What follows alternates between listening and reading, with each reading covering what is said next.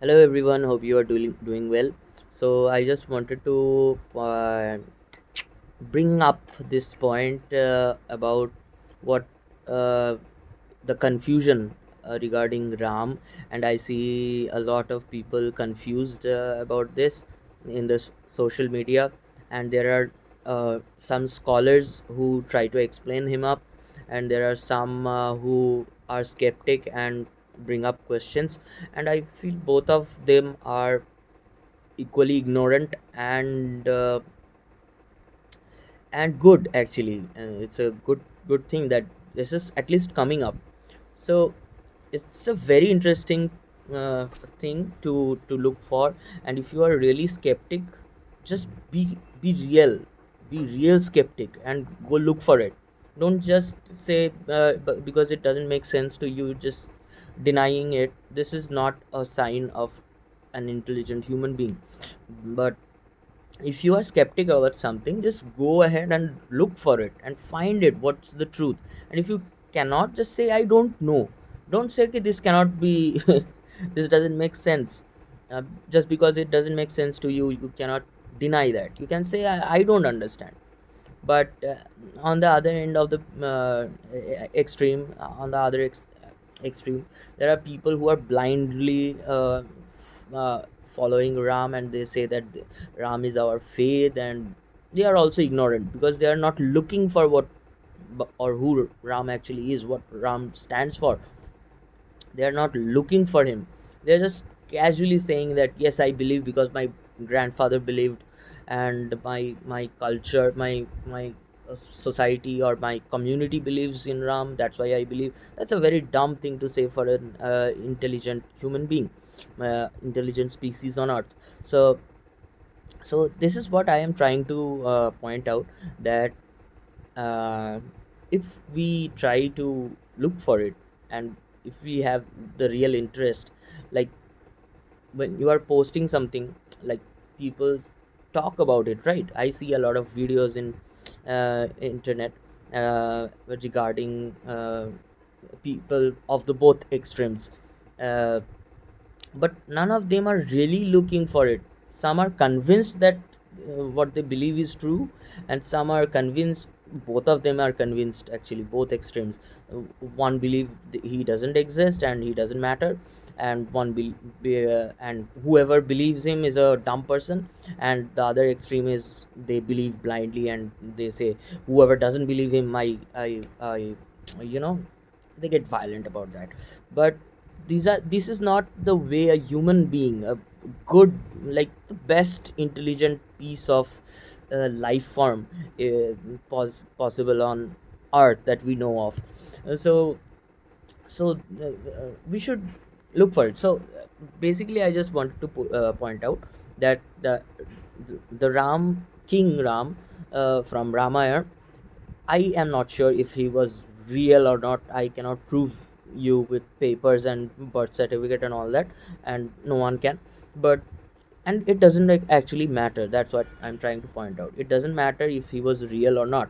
Like Nikola Tesla was a real person, and I know he was real. Real. We all know he was real. But suppose we are way ahead in time, in future, like 5,000 years from now, you know existence, like proof of Nikola Tesla might, like papers and images and videos might get uh, lost in the course of time. And 5,000 years later, if I was there, I could say I don't know if Nikola Tesla was real or not, but I read stories about him or something.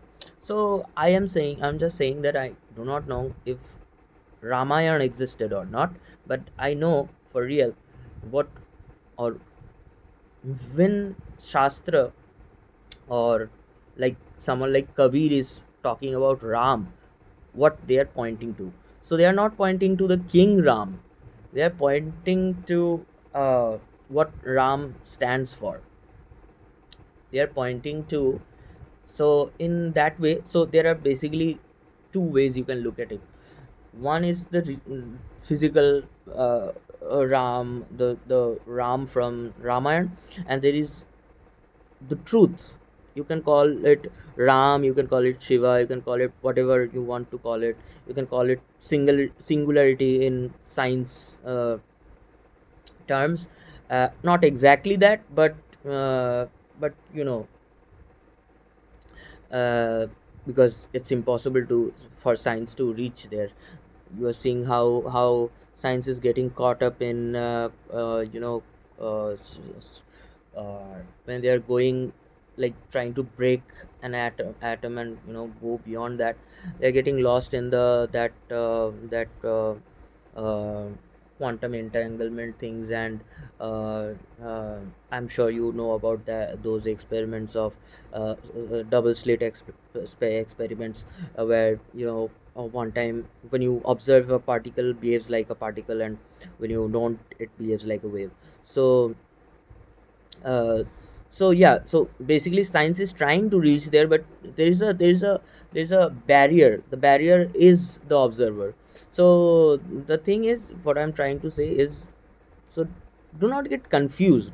The Ram from Ramayana, he can be a real person, he might not be a real person, doesn't matter. You can learn from him, like you can learn from the character of Ravan to not to be arrogant about prideful, and exactly that way you can learn from Ram. And there are a lot of things you can learn from Ram. uh, so uh,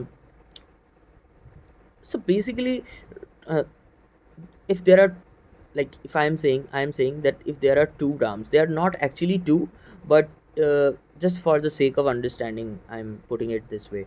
So one Ram is from Ramayana, and one Ram is the truth, which someone is calling Ram. It's actually truth. It's actually the truth, actual reality, that is denoted, or just to give a term, someone is saying calling Ram, or Bhagwan, or Shiva, or whatever, or consciousness, maybe awareness, maybe. So you can call it whatever name you give. None of the names matter, because names are just names, words. It only matters to human beings. Cow doesn't know what uh, Ram means, or what awareness means. But we are intelligent human beings. We have an intelligent way of communication. That's why we use language. And because we use language to communicate, or to anchor our understanding, that's why we are using this term. So you can call it Ram, you can call it whatever you want to call it, but what it actually is will always be different from whatever you call it. You can call it light, you can call it darkness, you can call it nothingness. Whatever you call it doesn't matter, because it is none